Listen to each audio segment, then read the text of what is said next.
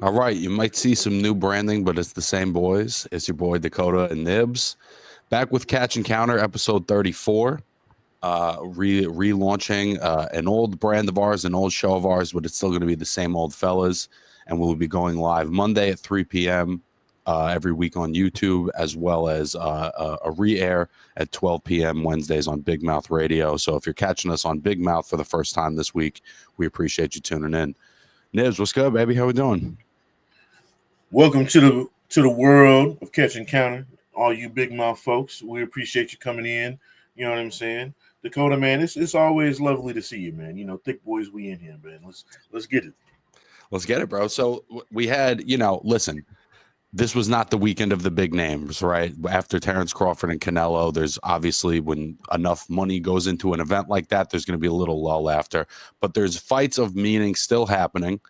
And I think the first one we're going to get into is Pro Box TV, which we've been championing Pro Box TV from jump, man. I mean, and I'm going to say it again before we even talk fights. When we talk about dollar for dollar, pound for pound, the product that Pro Box TV is putting out is, in my opinion, one of the highest values in the sport of boxing today. There's really no argument there. When you think about it, they've taken over that market that we discuss on this program all the time. You know, the ESPN Friday night fights, the Tuesday night fights on TNT, the showcases you would get on ESPN and or ABC, all those the local channels.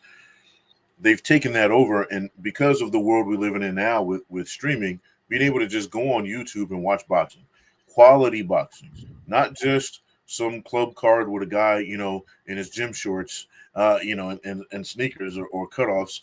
This isn't a tough. These aren't tough man tournaments. It's legitimate pro boxing, and it fills a void, and I love it, man.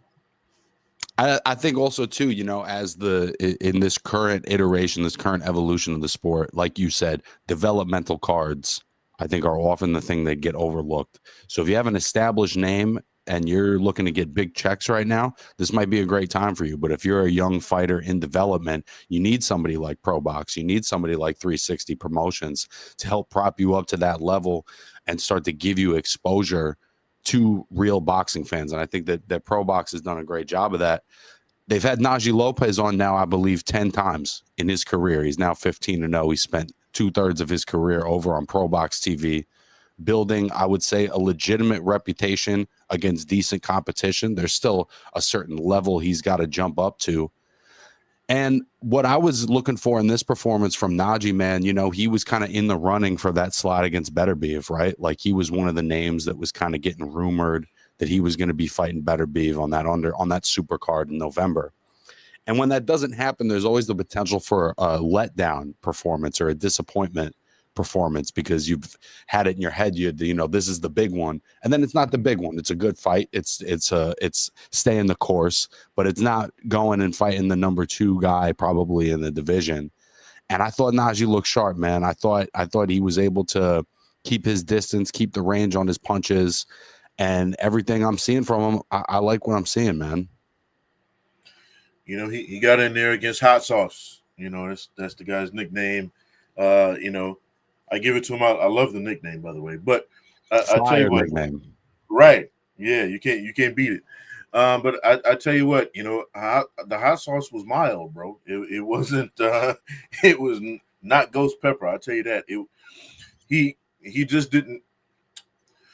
Let me put it this way: we always say this, and I sometimes I get tired of saying it, but there are levels to this game for a reason, right? He just wasn't on his level, and I think that to your point, it could have been really easy for Najee to just kind of phone this one in, like, oh well, because like you said, there is a disappointment there, right? There's that shit, I was gonna be on big time. I was gonna be, this was my spot. This was my shot. And then you don't get that. And then you get an opponent that, all due respect, that's lesser than the competition you feel you should be fighting at. And we see that happen all the time where guys get in there and they're sleepwalking through it and then get caught with something because they're not, on their shit. To his credit, he came in, he did good work, got him out of there. I was impressed. Hats off to his opponent, Hot Sauce, for even taking the fight. To him, this was his Super Bowl, right? This was his big coming out. Hey, like if I can beat this dude, this can propel me into, maybe I can take his spot. It wasn't gonna happen. Your boy came Yeah. ready. I think that part of why Hot Sauce being Calvin Henderson, I think part of why Henderson had so much of a hard time getting inside on Najee is Najee knows how to get the full extension on his punches, man.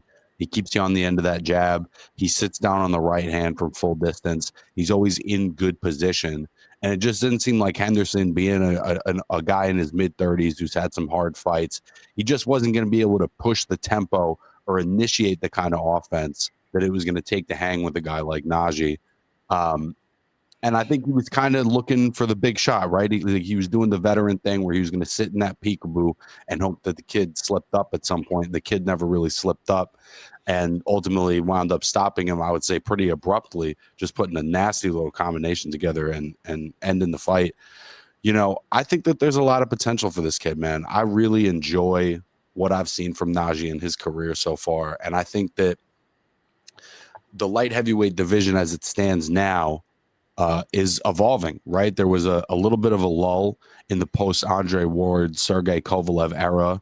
Bivol and Better Beef kind of drew some new excitement, but now we have Benavidez, we have David Morrell, we got young guys like Khalil Ko and Najee Lopez coming up, and I think that Najee can be a part of the future of the light heavyweight division. I do want to say this, like, if you're catching Najee Lopez for the first time, you never really saw him fight before. This wasn't really the fight I would say watch to go, okay, this will show you why he was in the running for those fights, right? This wasn't that. He was in, like you said, with a guy who was looking to catch him slipping. And to his credit, Hot Sauce did have he has power, right? That was the one thing. And if you've got power in the I would say the light heavyweight, cruiserweight, heavyweight division, you could probably win more fights than you lose. And his record proves that, right? But skill wise, he was never really going to put Najee in any trouble. He's had better fights than this, eye catching wise, right? So I don't think this is going to move the needle for him either way. I think, again, this was just hey, I got to stay busy.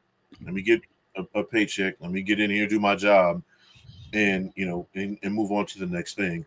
So I think this is the purpose that this fight served.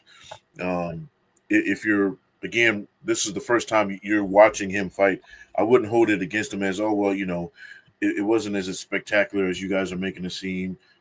Let me tell you, the kid's the real deal. He's got talent coming out of his ears. There's a reason he was being considered. For the fights that he was being considered for. He wasn't being considered for those fights because he was a pushover. He was there because he earned a spot. So I'm actually looking forward to see what he does next, as I'm sure you are as well. I think it's the composure for me too, man. He's had 15 fights and he looks like a seasoned guy who's ready to fight at a certain level. The obvious thing that kind of jumps off the page for me is the common opponent of Juan Gerardo Osuna with Khalil Ko, right? They both fought him. Khalil is supposed to be fighting Jesse Hart. I've also seen an interview with Jesse Hart this week that Khalil has pulled out of the fight. I have no direct knowledge of that. And the fight, as of right now, still stands on BoxRec. So I'm a little unclear as to what's happening with that. But to me, a potential fight between Khalil Ko and Najee Lopez, I think would be a tremendous, not just U.S. light heavyweight fight, but that could really determine who the future of the American light heavyweight division is. I hadn't heard that about him pulling out of the Jesse Hart fight, which again, I can't verify that for sure. All I've seen is an interview on YSM where Jesse Hart said that the fight was not happening, but I have no other evidence. Yeah, I'm seeing that right now too. But yeah, we'll work to try to confirm that. For those of you who were looking forward to that fight, I know I'm a fan of Jesse Hart, even though a lot of people aren't. Again, it's just another guy who earned it the hard way, and I respect the fact that he's taken on fights that a lot of people in his position wouldn't take. There are a lot of guys, who are been in the game for a little bit, who kind of feel that the game owes them something, that they won't take these fights with these young guys because it's a lose lose. If he loses, it sets him back how many years. If he wins, it's like, okay, well, you should have beat this young pup. It's one of those kind of deals. Unless he does it impressively, then maybe it moves his needle a little bit. I think that fight had a little more significance than that, though, Nibs, because I think that if he were to have a good performance against Khalil, it would put him into a conversation where, okay, well, David Benavidez, he's waiting on Bivol and Better Beef to have their rubber match. Maybe it is Jesse Hart. I think it puts him in that kind of a conversation. No doubt, but I think it would do more for Cole getting a win, especially an impressive one over a name like Jesse Hart. Yep. Than I think Jesse Hart beating Khalil Cole does for Jesse Hart. You know what I'm saying? No doubt, it improves both guys' stature in the business. I just think it does way more for Cole than it does Jesse Hart at the points that they're at in their careers. But getting back to your point, yeah, I want to see Najee against anybody, to be honest with you. But, especially if that fight does end up going through with Cohen Hart, he comes out of it relatively unscathed. I think that's a fight that should be made and can be made, pretty quickly, considering, Najee didn't take any damage at all, in this fight. Pretty decent undercard on this Pro Box card. Raul Garcia getting a pretty good win over Emiliano Moreno. The one that really stands out for me, to be honest, was Anthony Cuba beating Jorge De Jesus. Cuba is now becoming like one of those upset guys. I'm not even sure why it's an upset. I guess if you have like a loss and a couple draws or whatever, that you can't be a prospect in today's game, right? But he's 11-1-2, and he's been beating prospects kind of over and over again to the point where it feels like maybe he's the prospect. But I think part of why people have a hard time giving him that credit, he started boxing at, I think they said he was 13 and he was pro by 17. So there's a limited amateur career there. And so the style that he has developed is a style that's been developed in the pros. And there's some things he does, right, that you wouldn't take your beginner fighter and go, yep, watch this guy and do it how he does it. There's some unorthodox shit in there. But he's somebody, man, he's got an accuracy and a tenacity and an engine to him.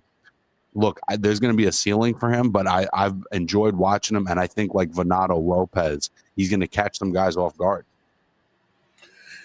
Look, man, we talk about this all the time, and I hate that, we lived in a world where in boxing, a couple of losses meant the guy was out of there, right? There were prospects that we all watched coming up. They catch a couple bad losses, especially early. Maybe they got moved too fast. Maybe they got in with a guy, styles make fights. We say that all the time. That's another term that gets thrown around in boxing in the world all the time. They caught a bad beat, right? Didn't mean that they were garbage. It didn't mean you throw the guy out, right? But the second he takes a loss or two, usually it's by the second loss, people have forgotten about him. They give up on him. Promoters jump ship, etc., right? Then you see these guys, some of them, that survived the game. They come back years later, and you're like, oh, wait a minute. Yeah, he was pretty decent. And now he's starting to come back. And he's getting himself some pro fights. Look, if you fight top level opposition in this game, you're gonna take some L's. Not everybody, is going to get out of here with an O under their record. You know what I mean? I think it's also the other thing too is like, sorry to cut you off, Nibs, but I think I think what we're learning over time now is when you go pro that young, it's just not going to go perfect. We've seen it with Jahai, where Jahai is now 22, 23, and he's developed into a tremendous fighter, man. And it hasn't been, a seamless route through that development. But when you make the choice to go pro and you don't make some of those mistakes in the amateurs and you don't, have some of those lessons before the cameras are on, like that's just going to happen. And I think that the fans have to, especially in the post Mayweather era, they have to start changing what their expectations are of young fighters. that everything's going to be perfect, and if it's not, that fighter is without potential. And not to get too far off the point, but let's face it, in the Mayweather era, 90% of the guys that were fighting in that era came up through the U.S. boxing system. They came up through extensive amateur backgrounds. Most guys were fighting, at least at the very minimum, 80, anywhere between 80 to 800 amateur fights, depending on when they decided to turn pro. If you got a guy who was successful as an amateur, he probably had 200 or 300, fights as an amateur before he turned pro at the very least. So, nowadays you get guys that'll be amateurs for literally 6 months, and they'll fight, once or twice a month, and then the next thing you know, they're turning pro. They haven't gotten to see everything. They haven't been able to make all the adjustments, but now they're being expected to do it as pros, right? That's why a lot of these guys who are our favorites, right, of the Mayweather area, if that's what we're calling it, why were they our favorites? Look, you look at even guys like Canelo. Canelo had to learn on the job. That's why he's got so many fights. You know what I mean? He doesn't have over 70 fights because he just loves fighting. He does, but guess what? He's learning on the job. It takes 20 years to get that many fights. Right. And you're learning on the job. He didn't have an extensive amateur career, and he couldn't afford to. You know what I mean? He had to get in there and make some money. So, and I think that's where we're at now, where guys are looking at, especially now that the amateur system doesn't have the same protections as it did in that era, where now they don't do the headgear. And you're like, well, if I'm going to take that kind of punishment, I might as well be getting paid for it. So, now guys are being forced into these money fights. And, if a kid takes 2 or 3 losses early in their career, doesn't mean they can't be a champion at the end of the day, bro. Like I just said, you look at the Canelos of the world, you look at, Errol Spence just took a devastating loss, to Bud Crawford. No one's telling us he's not a great fighter, or once was, you know what I mean? If you look at the Pacquiaos of the world, you look at, Keith Thurman, he's coming back how long? After how long? But I think that speaks to the fact that a lot of times greatness comes in a response to a loss. Like I think about some of my favorite moments of Manny Pacquiao and Bernard Hopkins' careers, and it's how they responded to losses. It wasn't just that 43-year-old Bernard Hopkins beat Kelly Pavlik, is that he did it coming off of a close decision loss to Joe Calzaghe and having lost multiple fights in the last couple of years and being a naturally smaller guy. It's when you lose and the cards are stacked against you a little bit that is where greatness really is created. And Pacquiao did it once again against Mario Barrios, coming off a loss, being 46 years old, not having fought in 4 years, and having the performance that he had. Those are the moments where greatness is really solidified. Imagine if Bernard Hopkins had given up after his first fight. Because people forget, Bernard Hopkins lost his first fight. Right? Listen, this is how much after coming out of prison. Right. Right. And imagine if a promoter who or a fan base that watched him lose a decision to Roy Jones said, nah, yeah, he's nothing. He's already got a couple losses. He can't beat Roy. So what are we going to do with him? That's how I remember thinking back, to when I was first a young boxing fan. The hottest prospect in New York was Edgar Santana. And when I first watched Edgar Santana was 13-2. So there was already losses and lessons that took place off TV. You know what I mean? And there wasn't anybody in the stands going, yeah, well, I don't think Edgar's got it. He's only won 10 fights in a row, but he could get knocked out. People really believed in him. You know what I mean? And I think that it's an important thing to contextualize losses and why they happened and how the response was. Losing is a part of sport. It's an unavoidable part of sport. That's what it is. Bro, you look at it like this, bro. Tom Brady's been to how many Super Bowls? Did he win them all? Nope. Did he win more than he lost? Yes. But he didn't win them all. You know what I mean? The only guy that in pro sports to get to, you know, outside of boxing to get to the chip and not lose is Michael Jordan. Like, you know, LeBron James has been to, you know, the NBA finals a whole bunch of times and lost. Nobody's saying he's not a great NBA player, right? Or some people consider him the greatest of all time. And this dude's lost more championships than he's won. Look, just because you get to the mountaintop doesn't mean you have to win. The fact that you got there, you know what I'm saying, proves that you're great. You know what I mean? There are a lot of guys, you know, we'll talk about this later, who come from these local gyms. They you know, they work their way up, and you never see them on TV for a second, right? It's become you see more guys nowadays with the streaming options that we have because it's just more access, right? But back in the day, you know, there are a lot of guys who had fulfilling careers and nobody ever saw them on TV. One of the greatest, one well, I shouldn't say one of the greatest, but one of the most entertaining fighters of, from my money, of the Mayweather era had one of the worst records, and that was Emmanuel Augustus. You know what I mean? But you My saw guy. every time you saw that name, you go, hold on, let me see what that is, because one, he was probably going to get jobbed. You know what I mean? He was going to get jobbed, but he was going to put on an entertaining fight, win, lose, or draw. Moving over to MVP, and for me, I would say my fighter and my fight of the weekend, Kim Clavel in her first fight with MVP, getting a unanimous decision over Sol Kudos, moving down in weight from 108 pounds to 105 pounds. I thought she looked great, man. You know, I haven't seen her since COVID. You know, the big story on her was she was an ER nurse during the pandemic and was out of boxing for a period. And we just haven't really seen her on a streaming platform or with a major promoter since then. And man, I loved the first of all, the level of inside fighting on this was wild. The combinations she was throwing, given an angle pretty much every time out.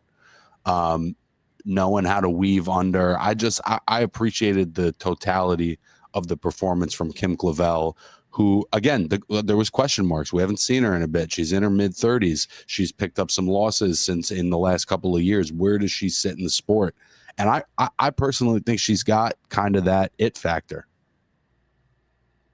I just want to say something about that part that you mentioned really quickly.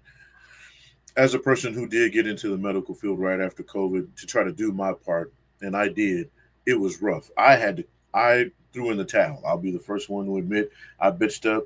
COVID TKO'd me. I worked at an urgent care. I got COVID 3 times in a row. And I said, if I keep doing this job, it's going to kill me. You know Yeah. what I'm saying? But I was trying to do my part, right? You know, we in little pieces, we all try to do our part, you know, for everybody else. So the fact that she, you know, became a, you know, went back to being a nurse and doing her part during COVID, hats off to her for that. You know, I gotta respect it. With that being said, man, moving into the fight, first off, I thought this was a great fight on both the ladies' parts. Like I thought this was entertaining. It wasn't for me, even though the scorecards were wide. I thought it was a good scrap. Like this is one of those fights where it was a really good fight, even though the score, you know, and rightfully so, the scorecards were wide. I think that even in a loss, kudos, she can come back from this. I think I thought she has she got. was great, man. Like it kind of just felt like in the exchanges when they got on the inside that she was just kind of losing like 60-40, 70-30. But she had an answer for basically everything Clavel was doing. She just wasn't quite as accurate. She wasn't quite as sharp. She wasn't quite as damaging with her punches. But she always had a response the whole fight. And I was impressed with that. Yeah, I mean, you if you look at it, you know, it's like you said, she was just this close, you know, to winning those rounds. So it wasn't like she got blown out. Again, even though the you know, if you're just somebody who's looking at the scorecards, you know, you're pulling up boxing results, you'd be like, oh, you know, she got blown out. I'm telling you, watch the fight. You'll see this was a close fight from beginning to end. They were in there, you know, like you said, throwing punches at each other the entire time with intention, right? Hats off to Clavel, though, man. I think to your point, I think she did just enough when she needed to get past this. She picks up another strap. Hey, man, you know, hopefully she doesn't take as much time off, and we get to see her again.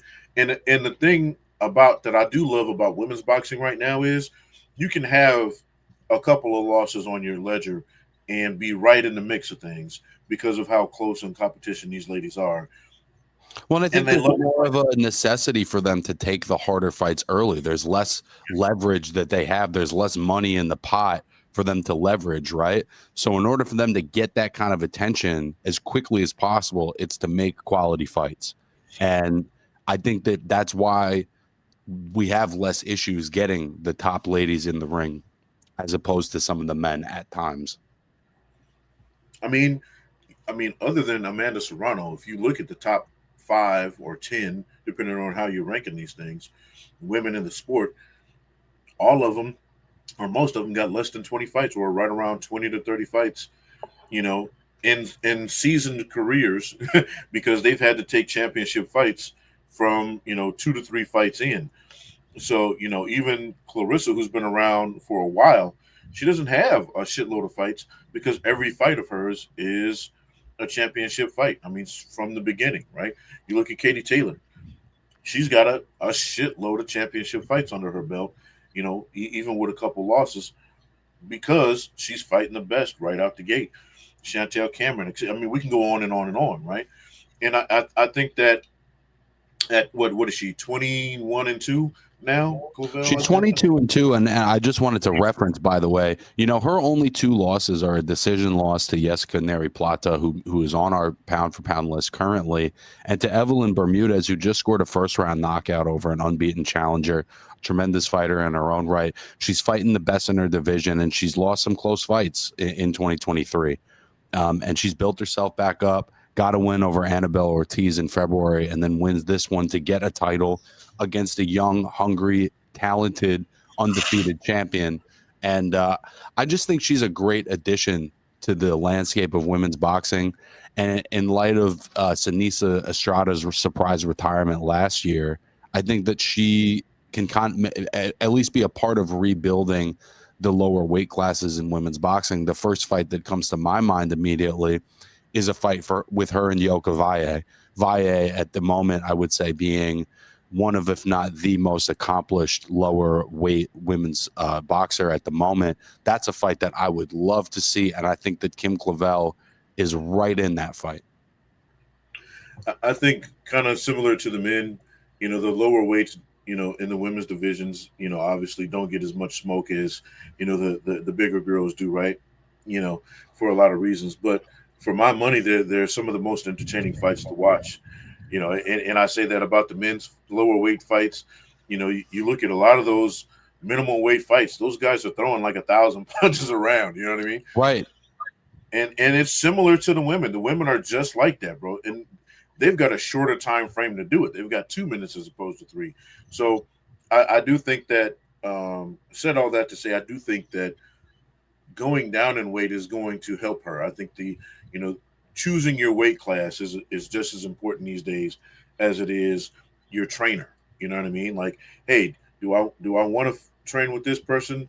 Do I want to train with that person? Do I want to fight a little bit heavier where my power might be a little bit more? Or I want to work on my speed a little bit, come down? Maybe my power carries over. There's a lot to consider.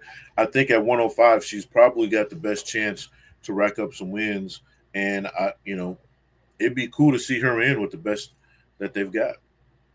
I also think looking down the road, as depending on where she winds up weight wise, right? She was coming down to get this belt, so we know that she's capable of fighting at a higher weight. As Gabriela Fondora, continues to clean out the weight classes that she's in, we start to look for legitimately interesting opponents, and I think that Kim Clavel could be one of those for Gabrielle Fondora, who we both believe is, potentially one of the great stars in the sport right now. Look, man, I don't know what they drinking over there in the Fondora house, but I'm here to tell you, it's look. um, I'm on record as saying this. I think she's the better Fondora, which is saying something considering what her brothers accomplished. She's certainly more composed and reliable. Yeah, and I think she's got all the tools we keep telling people you should want in a boxer, male or female, right? You want a good chin. If you got a good chin, sometimes this is God given, but you can work on it. People Understand, you can work on that and build up a good chin. You know, skill, speed, and resilience. Like she doesn't, and she's not extremely reckless, but she can be when she needs to be. She turns it on when she needs to. Um, and I mean, hell, she's just a hell of a fighter, bro. You know what I'm saying? It's one of those things where you watch the tape and you go, "Yep, she's one of them ones." You know, Yeah. and it'd be hard pressed to find anybody right now that can fool with Gabriela Fundora in the ring. That around her weight class, anyway. Let me put it that way. Well, and I think another serious fighter worth referencing in the co-main on this undercard, Tam Tebow getting a first round knockout over Christina Mazzata. I'm gonna get some water real quick. Just let the people know if they haven't seen Tam Tebow, what are they missing out on? Bro, let me tell you. I mean, we're talking about a former Olympian. We're talking about an educated woman. She's got degrees coming out her booty hole. Look, I'm here to tell you, man. Tam Tebow, she put on about as impressive of a fight as you can put on in an undercard. You know, when you get called up to, you know, these events, these MVP events, these pro box events, you know, you want to put on a show, right? And it looked easy. She made it look easy. She said, okay, cool. You want to put this lady in here with me? Take some of this with you. And it was quick. It was vicious, bro. She's look, It's the if it, viciousness for me, bro. It really is the viciousness for me. It's her ability and it's the distance management. Sometimes we don't see that, especially with fighters early in their careers, and especially with high level amateur fighters. Sometimes they don't know how to sit down on their shots in that destructive way early in their career. And man, she's already got that down. And credit to Mazzata for getting up. You know, she had no legs under her. She was clearly gone, but she got up yeah, anyway, and she had to be saved from herself but because that was going to end in a really, really ugly manner. I mean, Tam Tebow, to me, one of the more exciting. I'm afraid to call her a prospect because of her amateur pedigree, but one of the most exciting female prospects in the game today, if not the most exciting. And of course, when you have quick knockouts like that, there's things we're not seeing. We're not seeing how you handle rounds. We're not seeing if you can stay locked in. There's a lot of things we're not seeing, but it's a good sign when you could take a fighter like Mazzata, a quality fighter, drop him in the first 6 seconds of the fight, and that's a wrap. That's special, man. it's it's not just the power in the viciousness in which she's landing her punches. It's the accuracy, man. Yeah. I mean, the placement. It's she has for so you guys can kind of get the context of where I'm going, right? I'm not putting her on Clarissa's level, but when you see Clarissa throw punches, she's about as accurate as it gets in the women's division of boxing, right? Now, take Clarissa's accuracy and put an Ann Wolf punch behind it. You know, And some it's more range. She's much more rangy. yeah, You know, she's 6 foot tall. She's really long. You know, there's a lot there that's going to be tough for anybody to handle between 154 and 175, depending on who she wants to fight. bro. She's gonna be big time, bro. She's gonna be big time. Somebody with the amateur pedigree that she has that could actually punch and knock girls out, and with the quickness, if they, I wouldn't be surprised if she's not fighting again in a month or two. Well, I guess we got a question here from Mickey. I'm from Ireland. Is there any big heavyweights in America to look out for? I thought Anderson was the future, but the guy looks disinterested about boxing. Well, you're not wrong, Mickey. He does look disinterested. His last performance, he looked incredibly disinterested. I don't think anybody was faulting him for losing to Bacoli, but at the end of the day, whether or not he has the talent is not in question. It's whether or not he has the mental stability and mental fortitude, you know, to keep up with guys who are even less talented than him. I think that there's going to be guys that have less talent than him that are stronger mentally that are going to give him problems. You know, in terms of the American heavyweight scene right now, I you know, I think that people are sleeping on him a little bit. Go check out my guy Price Taylor. We did an episode with the Fight Life about Price Taylor out of Brooklyn, New York. And I think he's a tremendously talented guy, very much a work in progress. But I think he's definitely somebody to look out for sure. Nibs, is there anybody who comes to mind for you off rip in terms of American heavyweight prospects? Maybe Brandon Moore. I think Brandon Moore has been pretty impressive recently. So I just want to say first, first off, you're not dreaming. Jared Anderson is not interested in boxing at all. If he does box again, I think he's doing it just so he can pay some bills and take care of his family. Hats off to him for doing that. I think a lot of people, you know, thought that he was the future. Um, and I know we've had some guys come out of the Olympics, that people were kind of, you know, let me. The short answer is no. There's really not an American heavyweight. Price, to his credit, I think, and I've told you this off here. I think he's going to be one of those ones soon. I don't think he's there yet, but definitely No, check him out. I definitely think he's a work in progress. But like I told you when you brought Shadeja to us the first time, nobody knew who she was. You were one of the first person that cracked that. I said she's one of those ones. She's just got to figure out. Remember, we talk about her all the time. She's got these little pockets. She's got to figure out that stuff, right? yep. And to her credit, she's gotten exponentially better in those areas. She's still got some work to do, I think, to be one of the goats, but she's getting there. Price, to me, I think it's just going to be activity, getting in there, learning on the job, you know, getting the hours in, right? It's the 10,000 hours for him at this point, right? He needs to be in there with quality guys, and I think he's going to get there. Um, he's impressive as shit, and on paper, he should be somebody to reckon with. But I don't know if there is an American heavyweight out there right now that we all know about that's, in my opinion, ready to rumble with the big boys. I think the next big American heavyweight is unknown at this point. I think the two that stand out to me is potential, right? There's potential. There isn't any concrete answers, but I think Richard Torres still is somebody with a lot of upside. And I think for me, a guy that's really developed is Brandon Moore, who lost to Richard Torres a few years ago and has since won 5, 6 fights in a row. Got a really impressive win on a Salida card this last time out, boxed a beautiful fight.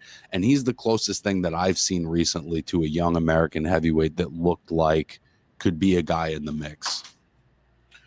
Bro, it's to your point. People are still hoping Deontay Wilder can fix his problems.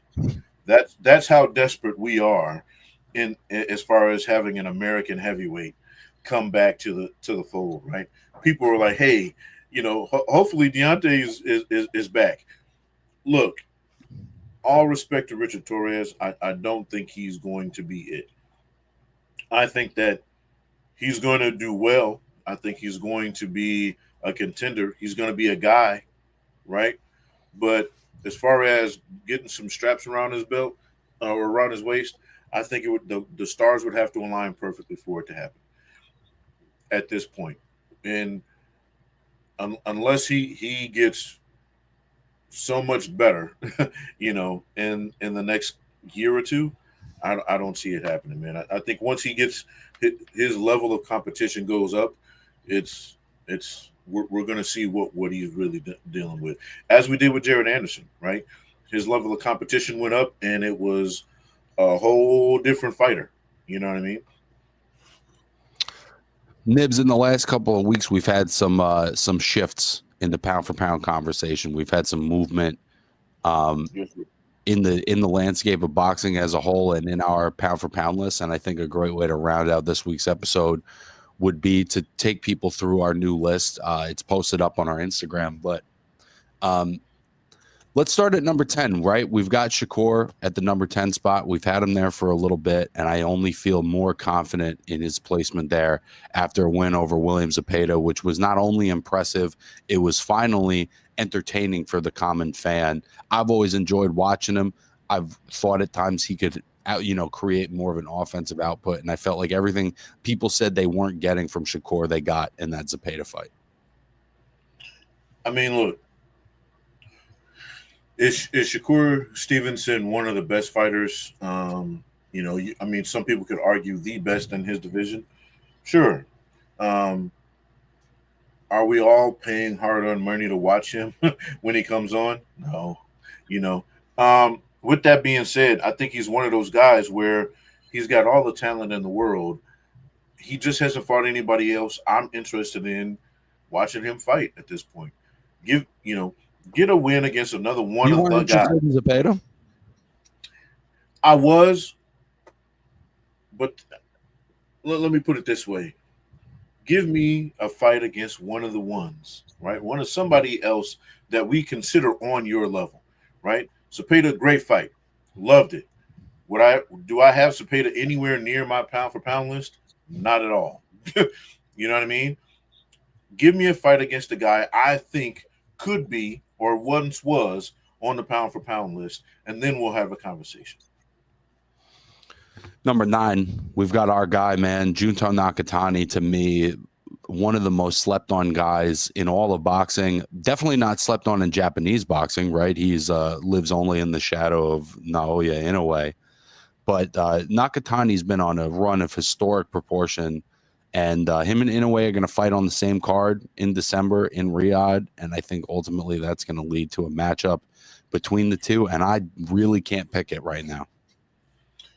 Look, man, to be honest with you, for me, for my money, Junto is much higher on the list.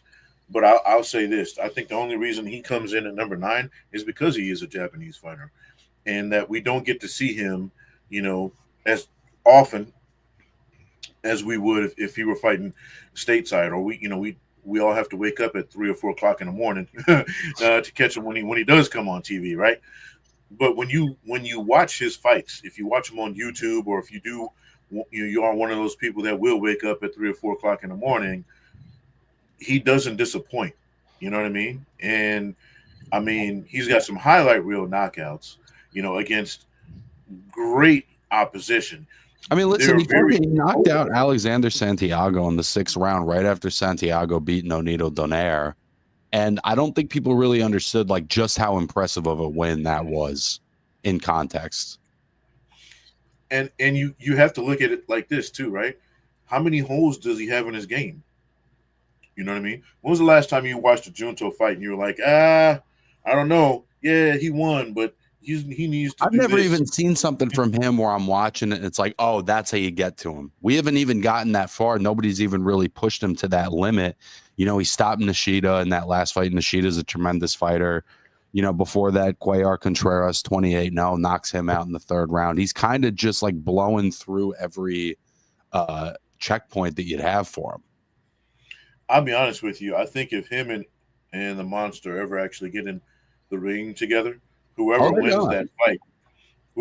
that fight goes down as the greatest Japanese fighter of all time, in my opinion, as of now. You know what I'm saying? Like, Hey, listen, a guy can dream. I'm hoping we get the greatest Japanese rivalry of all time. That's what I'm hoping for. right? Could you imagine if that goes a trilogy and we got, I'm just saying, a guy can dream. come on, bro. Come on, bro. Come on, bro. What hey, you knock me out, I knock you out. We have a Rocky-ish type, trilogy. Come on, bro. That's what the world is made for, bro. At number 8, we still have our guy David Benavidez, moved up to light heavyweight, gotten a win over David Morrell, is coming back against Anthony Yard in his next fight. I think Tough fight. It's a tough fight, but it's definitely a fight that he's favored in and should win in spectacular fashion, I would say. The only thing keeping David a lot of times from being higher up on the list is the big legacy defining fights. He's got some great wins, and maybe even a legacy defining win or two. But at the moment, what keeps David from kind of being like the king of American boxing for anybody who isn't Terrence Crawford is those kinds of fights. Even if, Caleb Plant and David Morrell are fantastic wins. I mean, you just said it though. I mean, the the fact that he beat Caleb Plant as easily as he did, the fact that he beat David Morrell a lot easier than most of us thought. I be the first one to admit I had Morrell winning that fight, and I picked him to win. And he got up off the deck to do it, by the way. Right. Look, to me, David Benavidez is, he's earned every ounce of respect I can give a guy. And I think that, again, the only thing, to your point, the only thing holding him down on our list at 8 is that, that big fight. And I think he got robbed of that with Canelo, right? Um, but at the same time, to his credit, he didn't just sit there, and wallow in it. He moved on. He moved up, and he's moved on to better things. I think, you know what I mean. If he can get, once Bivol and Beterbiev figure their shit out, if he can get one of those guys and get a win against one of those two, even the loser, I think he moves up the lists, like a rocket. Number 7, a guy who at this point is a staple of the pound for pound conversation, Jesse Bam Rodriguez. I would say maybe the greatest young fighter in boxing right now. I don't even think that's really controversial when you think about guys that are, 25, 26 years old. Bam Rodriguez is the guy. He's that guy you love to watch, right? He's not perfect, but he's perfect. And I think anybody who watches his fights completely understands what I just said, right? Jesse Bam Rodriguez is one of those guys that no matter who he's fighting, I'm turning it on. I'm watching the whole thing, and it's because it's going to be exciting. We've seen him in some fights where you're thinking, oh, maybe this guy figured him out, and then he does what he does. I think personally, there are bigger marquee fights out there for him to be made that people are dodging him because they don't want that smoke. And that's why he's, number 7 on our list, bro. I'll tell you what, though, he's got a tough one coming up against Fernando Martinez, who is coming off of 2 wins against another Japanese great, very slept on champion, Kazuto Ioka. And Martinez has 2 wins over him. So as much as I favor Bam in any fight, I think that Martinez is a legit opponent, and legit opponents are part of why Bam is where he is. He's beaten legends from the era before him, and he's beaten other of his young contemporaries, be it Sonny Edwards, or even Juan Francisco Estrada, potentially the greatest fighter from the era prior to him. He's just he's done amazing things for a young champion, man. Look, I think like you said, I think he's one of the best upcoming fighters we have. And I say upcoming like he isn't already a decorated champion, but I think once he catches another one of these young tigers that's willing to get the smoke with him, right, to get in the ring and do work, I think he's going to stay for a while, bro. And he's got all the tools that you want in a guy. Me personally, he's a guy at 7 where you could argue, he's 4 or 5. 100%. And this is where, I think us having Canelo at number 6 is also one of those things that keeps him from going higher. Canelo's legacy is long since established. He gave Terrence Crawford a tough fight. He's got one of the best, if not the best, resume in all of modern boxing in terms of number of champions and who he's fought and how he did it. And, Canelo's a tremendous fighter, and I don't think he's lost his spot yet on the pound for pound list. Look, he's got losses to Floyd Mayweather, first ballot Hall of Famer, Terrence Bud Crawford, first ballot Hall of Famer, and Dmitry Bivol, who, if he continues the way he's going, is the first ballot Hall of Famer. That's a hell of a loss list. You know what I'm saying? So when you look at the fact that, and I think, Bill, the guys that he's lost to have a combined 1 loss on their ledger. You know what I mean? So let's not forget that either. And then, again, even with his loss to Bud, he's still the face of boxing, right? He's still the face of boxing. You line up anybody against Canelo, it's a huge event. Me and you could fight Canelo, and people will pay to watch it. You know what I'm saying? So you have to take that into consideration when, yes, did he come down a notch or 2 on the pound for pound list, but not that far, considering who the guy is who beat him. Number 5 and number 4, obviously at 5 we have Artur Beterbiev. Number 4, Dmitry Bivol. pretty much the consensus two best guys in the light heavyweight division at the moment, duking it out to see who the top guy is of their era, and really maybe like who the best light heavyweight is since Roy Jones. And it's been a tremendous rivalry watching these two guys, man. And I'm hoping we get this third fight sooner than later, because the winner of this rivalry may not be the number one, but has an argument to say, I am the best fighter in boxing. Look, man, for me, this is one of those, you flip a coin. Depending on what day of the week it is, I would say Bivol wins the third fight. I'd say Beterbiev wins the third fight. I can't pick. It's literally a pick 'em, right? It's very rarely in boxing do we get these kind of trilogies, right? Where you really don't know who's going to win the next fight. And as exciting as that is, we're talking about no knockdowns. We're talking about no knockouts. This is the most exciting trilogy we've had where nobody, went down. Think about that, guy. This is the highest level of boxing. You have two guys who are technicians, and people are clamoring to see who becomes number one, right? And I think that all too often we fall in love with the Gotti versus Ward trilogies, right? Which of course will live in infamy forever. But in addition to that, you have to take these technical fights and love them just as much. I'll be honest with you, man. I really don't know who's going to win the trilogy. Whoever does, though, they've got a claim, and a very strong one, to be the best pound for pound guy. Number three, the legend, obviously, Naoya Inoue, blew us away the morning after Terrence Crawford beat Canelo Alvarez in a win over MJ Akhmadaliev.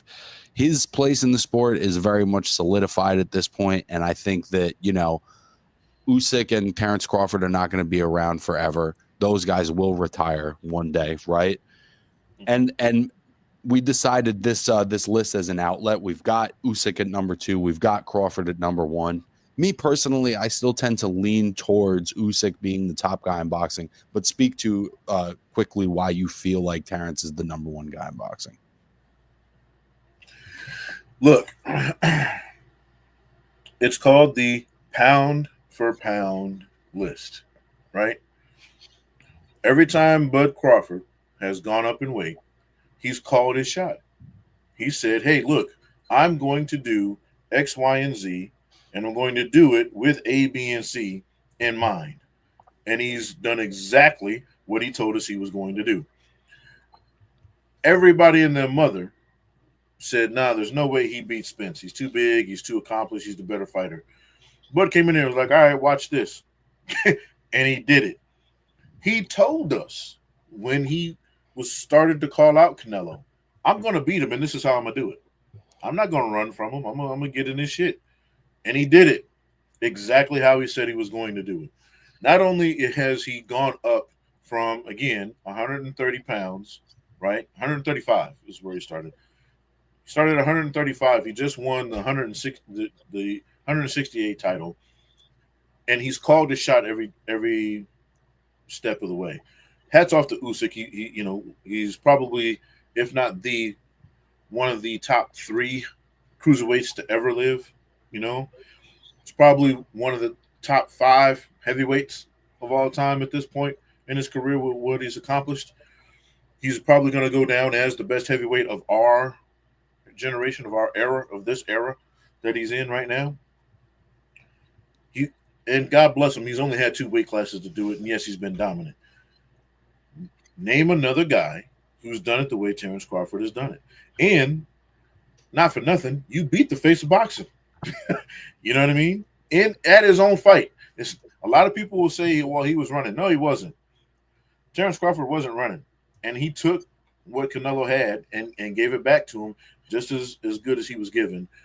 And a very entertaining fight. I mean, let's be really clear. This wasn't, a fight where he could have just danced around him, pot shotted him, outboxed him. But he stood in, Crawford's kitchen and served up a dish of his own, and look, or Canelo's kitchen and served up his own dish. Look, man, I don't know if there's any, and then there's, well, okay, well, what does he do now? You know, I mean, who else does Bud Crawford need to beat for people to go, oh well, yeah, he's one of the best. Nib, speak on it. Why should the fans support local boxing? Look, man, there are thousands of local events that will never see the light of television on a not just a weekly basis, but a daily basis, right? We're talking about events from things in your amateur programs, you know, they're still out there. You got, you know, club fights, you got fights in high school baseball diamonds, right? All all of those events not only employ the boxers inside the ring, the guys in their corners, the referees, ring girls, judges, people putting on the events, right? It also gives a sense of pride for your local community when you have one of those guys, right? Let's say, you know, you have 1,000 events, you get one guy out of those 1,000 that you see on TV one day coming out of Omaha, Nebraska, right? You got you look at the biggest guys in the sport. You got Canelo, you got Bud Crawford right now, Usyk, Jake Paul.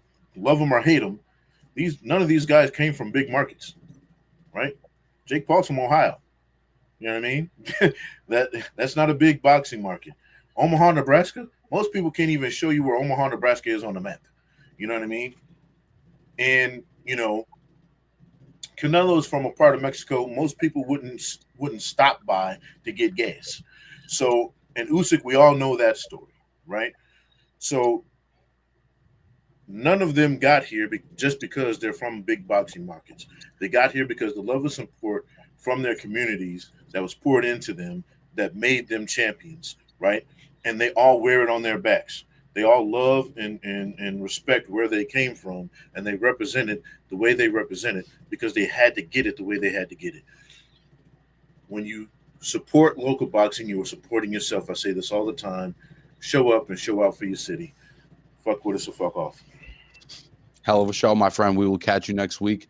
Thank you guys for tuning into the reboot of Catch and Counter, and we will see you next week live on YouTube or on Big Mouth Radio. Peace.